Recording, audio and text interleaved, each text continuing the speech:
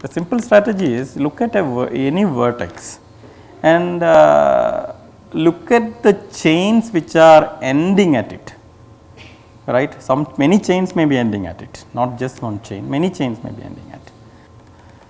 Longest chain ending at it, ending at vertex V, ask how many vertices are there in this chain, and that cardinality, that number, use it as a color, that number use it as a color and give that color to that vertex. This is the algorithm which I am proposing, and so every vertex will get a color now, right. But the question is it a proper coloring or not? So, you have given a color to this, that is not enough, right. Okay, if it was just a matter of giving color, I could have given some color to every vertex, right, but you have to make sure that it is a proper vertex coloring. So, to check whether it is proper vertex coloring or not, what should I do? I just have to take an edge, so UV edge, and see whether U and V are getting different colors, right. But I know the rule by which I assign colors to this. So, I considered all the chains which are reaching U, and the number of vertices in the longest chain was given as a color to U, and the number of vertices in the longest chain reaching V was those, let us say L of U, right, was given as a color to this. Is it possible that L of V is equal to L of U? That is my question, because if it is equal, then it is not a proper coloring, no. If it is not equal, we are okay. What is the argument that it can never be equal? So, the thing is, suppose it is same, that is the way you should tell. Suppose it is same, then what happens? Suppose, so let us say the direction from U to V is like this, it can be the other way also without loss of generality. Now, you know, suppose this is the longest chain which is reaching U, L of U is the number of vertices in it. Now, of course, this can be attached with it, and here L of U has to be at least L of U plus 1, right, in fact greater than or equal to 1. So, how can it be equal? So, there is a longer chain ending at it, right. So, it never be equal, that is a tricky one line statement, but it works, right. So, that coloring strategy seems to give you a proper vertex coloring. And now, the number of colors you have used is what? Maximum number of colors you have used is. So, some vertex might have got the biggest color, no. That means, the chain is ending at that vertex with those many vertices. But then there is a clique. If there is a chain of that length, then that chain will correspond to a clique, because a chain means the transitive relation makes it a clique, because it is, though we imagine the chain as a path, but then you remember there is a transitive relation. That means, if there is a path, there are all possible edges are there, right, because I to j there is somehow I can reach, then transitivity makes that I to j edge also, right. So, finally, so therefore, that is it. So, this tells us that chi perfection is there. All induced subgraph or comparability graph, same arguments works there.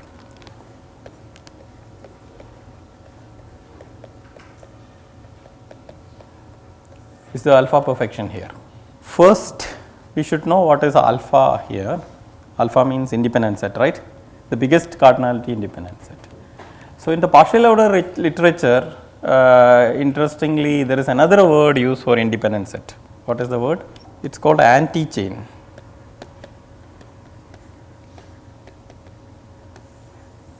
Somehow maybe these were not developed at the same time, maybe different people developed this. So, they use the word. It is not surprising that they use the word anti-chain, because you can see that chain was a clique, right. So, anti-chain was the independent set there, right.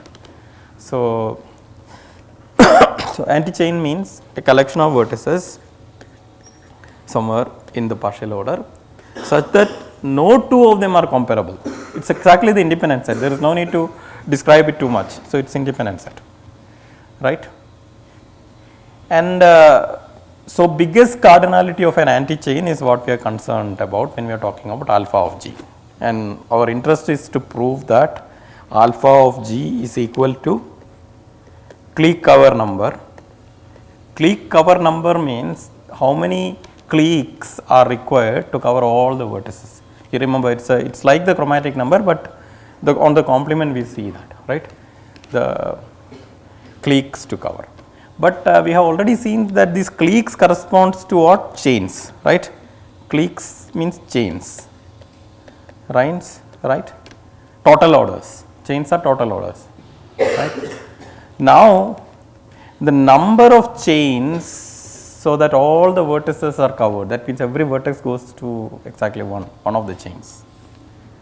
The number of total orders so that every vertex of the partial order goes into one of them. The number of total orders required to cover the partial order.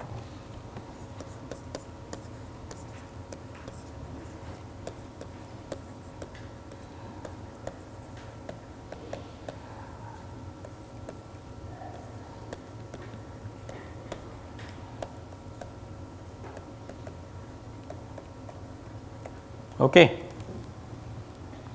What is that? Number of chains required to cover the partial order. You can easily see that it has to be at least the anti-chain, because a chain cannot take two vertices from the anti-chain, because in a chain any two vertices has to be related with each other, right, because that's what, no? It's a total order. So, therefore, at least as much as anti-chain. But the famous theorem from Dilworth, have you studied that? Dilworth's theorem is called. It says that the total orders required, the number of total orders required, minimum number of total orders required to cover the partial order is equal to the maximum cardinality of an anti-chain, right. So, essentially that is what we are looking for. Right, you can prove it to yourself, but I will leave it at that, because that also an older theorem, so will come from.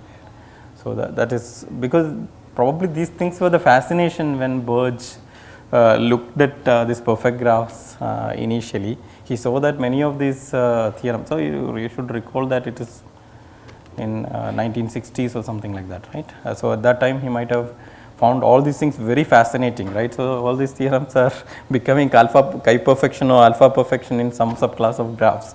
So, it was definitely worth studying the perfect graph then, right. So, we have covered comparability graph to some extent. I hope you remember what it is at least. So, always associate comparability graphs with partial orders, and I just covered alpha perfection and chi perfection there to give some idea, and then connect to perfect graph literature. And recall now to know that comparability graphs are perfect. We do not need any of these things, because now the strong perfect graph theorem is known, it is proved, right. So, what does strong perfect graph theorem says? It says you just have to look whether there is a odd Hall or an odd anti-Hall. Odd means at least 5, right. Odd 3 is not considered among them. So, Hall of length 5, 7, 9, etc., or anti-Hall of. You can quickly see that halls are not there, right. We have already seen that odd cycles cannot be transitively oriented, right. But anti-halls you have to check. That is, I will give it to you as an exercise. It's a quick check whether can you transitively orient anti-halls. That means the complement of halls. Is it possible to get it from a partial order? That means, is it possible to orient the edges of it? It will be a contradiction somehow. Just check it out, right. So, that way also we could have come up with the perfection. So, we do not have to go through all these things now, but then because the strong perfect graph theorem is proved already, right, that is a very heavy theorem, right. So now let me see. So, I think because we will it may be a good idea to cover some more classes. Yeah, so I will just mention some other classes also. Another very subclass of comparability graphs which is familiar, but only a subclass of comparability graphs. You take an interval graph and take the complement of that. What do you mean by that?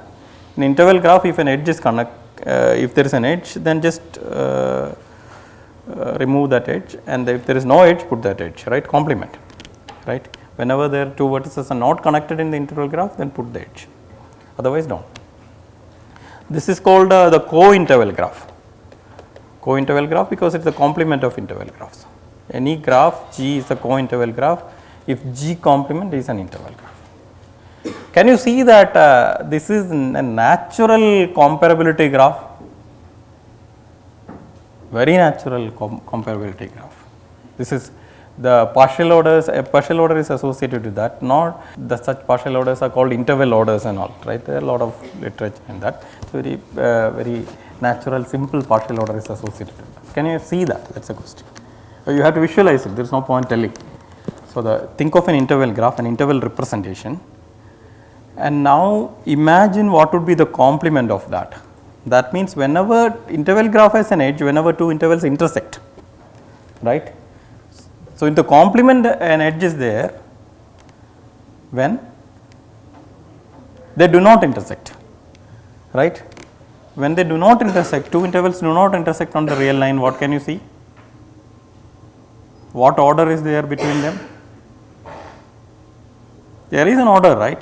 One interval comes before the other interval, that is it, right, is not it? There is a natural order there. For instance, if this is an interval and if another interval is not intersecting with this, it should be either like this after this or it should be before this, right. So, whenever two intervals are not intersecting, one is after or left or right of it, therefore, there is a natural order in this increasing way. So, there is one, we can say that one is greater than the other, but if it is intersecting, it is difficult to tell, right, because you will start telling with respect to the start points and all, but then it is possible that something is inside and all kinds of confusions will be there, but you can try to cook up orders there, but it will be more complicated. But here no complication, it is very simple, right, because they are not intersecting, one should be above or below that, right of it, completely right of it or completely before it. So, if you take the complement of interval graph, they do give an order whenever there is no edge between two vertices, there is an order, and that means in the complement, when there is an edge, you see a direction given, and the only thing you have to verify is transitivity is there or not. Naturally, it is there, right, because if A is related to B, suppose this is A, this is B, so and then B is related to C, that means C is above C. So, C is after B, right. This is in the sequential, right, one after the other coming. So, not this is only a partial order, this is not a total order, because still we have those things in the interval graphs where intervals were not intersecting, right. So, they do not have that order between them, right. So, so therefore, it is only a partial order, right. So, these are interval orders. So, therefore, so what we say is that interval graphs are co-comparability graphs, we will say, mean complements of comparability, only a subclass of co-comparability graphs, co-comparability graphs, we will say. Not all co-comparability graphs are interval graphs, but all interval graphs are co-comparability graphs, complements of comparability. So, now let me move to another class of graphs called split graphs.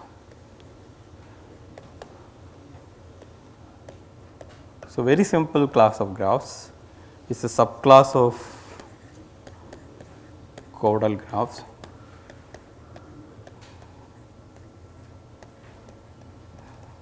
Subclass of caudal graphs. If it is a subclass of caudal graphs, then it is a perfect graphs anyway, right. So, how does a split graph look like? It is split, it can be split into an independent set and a clique, that is the split graph. That means, the vertex set can be partitioned into two groups. One will be an independent set, how many is unimportant, one will be an independent set, the other will be a clique here. That means something like this, all edges will be here, and there can be any kind of connection between this and this. Here this connection is, there is no control over that, but there is nothing inside this portion. This is a stable set, independent set. This every edge is there here, this is a clique. This is okay. So, such kind of graphs are called split graphs. And why do I think that split graphs are caudal graphs? Because we cannot have any 4 or more cycles there. Can you see that quickly? Suppose there is a 4 cycle, what may be 4 or more cycle there? What? See, you cannot have a cycle like this. No, odd cycle will not come like this, because if I do like this, then it will be even cycle, right? Zigzagging. Go there, come back, go there, come back. Then if you want to close, it will be an even cycle. But if it is an odd cycle, some edge, right, somewhere we should also maybe something like this. We should move like this. Even this thing, so this is also not possible, because there are codes for all those things, right? Because do you see that cycles, why cycles are not possible? So because how many in a cycle, a vertex can have only left neighbor and right neighbor, right? Other than if it does not have code.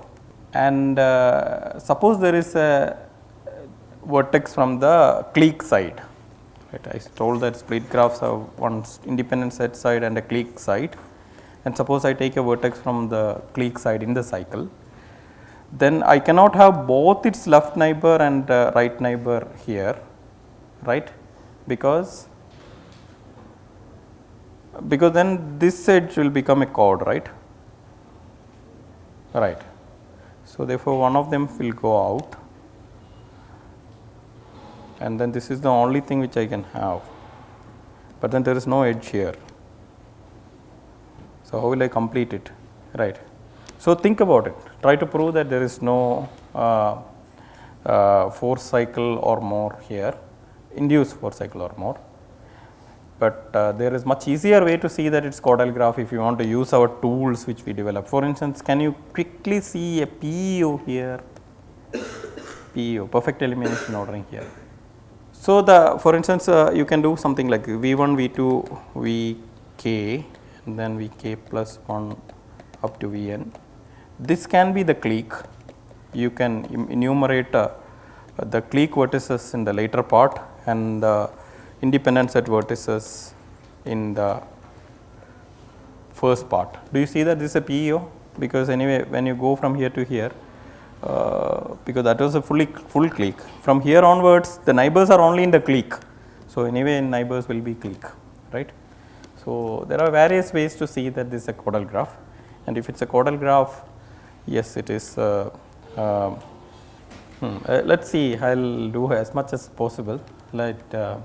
See this is also, you can take it halfway and take it as homework later. This is interesting.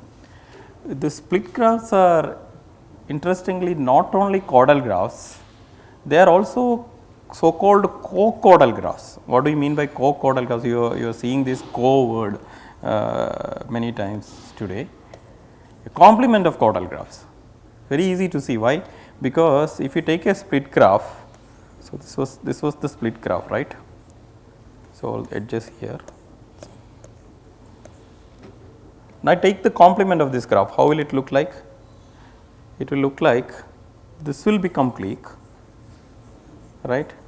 And this will become independent set, and these edges may change.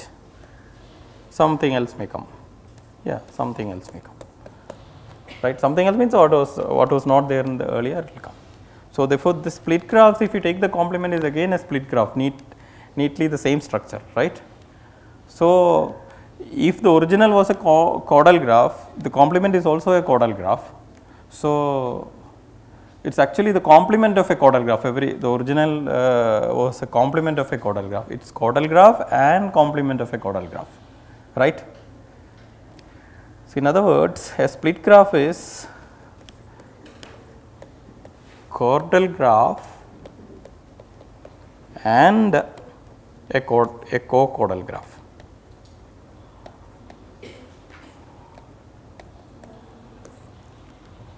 Right, because its complement is also chordal, so it can be seen as the complement of a chordal. But that itself is not the interesting part. So, the converse is also correct. What is the converse? That means, if you are given a graph which claims to be both a chordal and a co-chordal graph, then it has to be a split graph. If both chordal and co-chordal, then that implies split.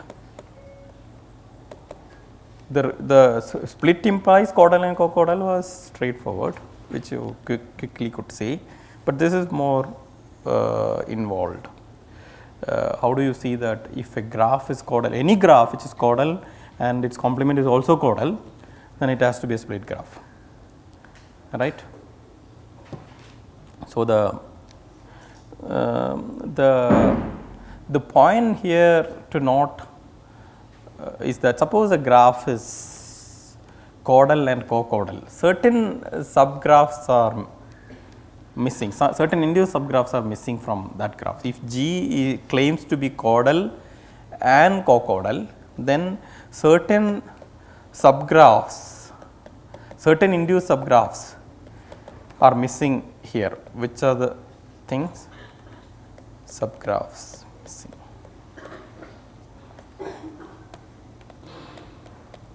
For instance, this is missing, right, C4, because it is a chordal graph, C4 cannot be there, induced C4 cannot be there, and C5 is missing. C5 is also, because it is a chordal graph, C4, C5, C6, nothing will be there, but I will say C4 and C5 are missing. And then moreover, because it is a co-chordal graph, that means its complement is a chordal graph, this stuff is missing. This is so called 2K2, is a K2 here, this is a K2. K2 means a complete graph on two vertices, that means an edge. 2K2 means two edges, but just two edges is not enough. This should not be there. Okay, 2K2 induced 2K2, right. If you take that induced subgraph on those four vertices, you should just see two edges, right. Nothing else should be there. That means these four edges should be missing. That is 2K2. Because in our graph G, this 2K2 will not be there. Why? Because if you go to the complement, if this was there, if you go to the complement, you would have seen this, right. This is a C4, and but you are saying that its complement is chordal, because this is a co-chordal graph. So, 2K2 also should be missing. So, we have 2K2 is absent and C4 is absent, C5 is absent, though many other things are also absent. Actually, this captures most of it, because it is from this thing it is obvious that C6 cannot be there. Why? Because if there was a C6, suppose if there was a C6, can you see that we already told it. Why? This is C6, right? Sorry, C7. Yeah, if this is C6, now let me highlight it. See, look at this edge and this edge. What can I tell about it? This is an induced C6. So, therefore, these edges are anyway not present, right. So, therefore, 2K2 also comes along with it, but we already told that 2K2 is missing. So, we do not have to tell that C6 is missing, and similarly for higher cycles. And so, therefore, whatever we told is kind of enough, right. The complement also we can talk about it, right. So, bigger the thing, this 2K2 will take care of it. So, essentially when you say chordal and co-chordal, those three are the things which are important. C4, 2k2 C5. C5 is very special because C5 cannot be captured by the 2k2, because if you can just carefully look at it, see, look, this is not enough here, no, 2k2 will not be coming from this. See, if I take one edge here, no other edge is there. So, suppose if the farthest edge, maybe this one, if I try, see, this connection is there between them, see, this connection is there between them. Or if I try to take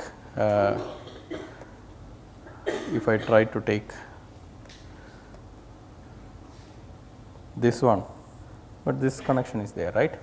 So, it is you cannot get induced 2k2 from this C5. C6 onwards you can get, am I right?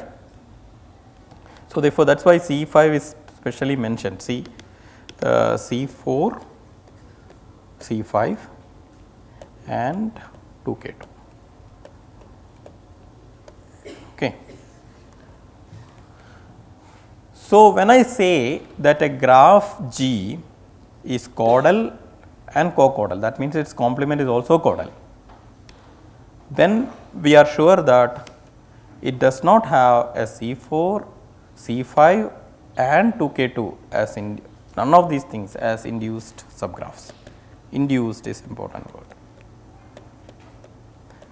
You just let me know when I have to stop, okay. I will stop wherever it is to be, because I can, it's time. Huh? So, then of course, this from this thing you have to prove that somehow. You can take it as an exercise that look, if these things are not there, then it has to be a split graph, right.